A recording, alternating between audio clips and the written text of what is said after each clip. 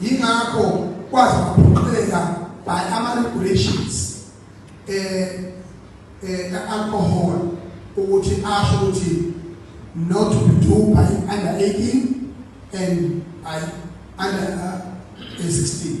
Leyo nto leyo ikhombisa usomana ukuthi yinto efanele ungene kuyona ngoba ususa esigabeni esithize.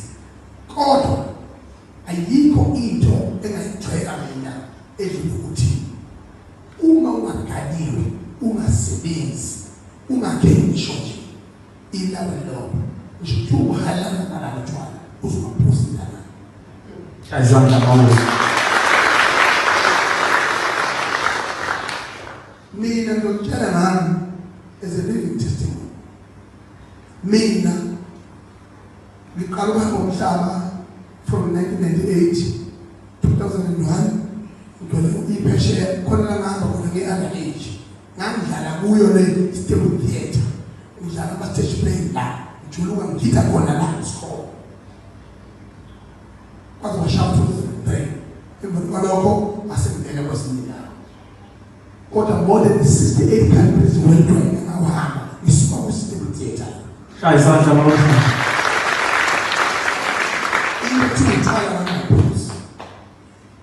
Ngangena kwa lifeline. Ngaqala mina ngineminyaka ewu-25. Ngangena njengoba nginegawu nabafazi abawu-4 abasebenzela lapho. Konke lokhu ngikwenze ngingaphuzi. Nangizwa. Mina nje ngiqala manje nje. Sephuma emsakazweni. Uphuzwa. Yaphuza. Kodwa futhi abengihloli. Futhi izinto engizenzayo ngizisojwana.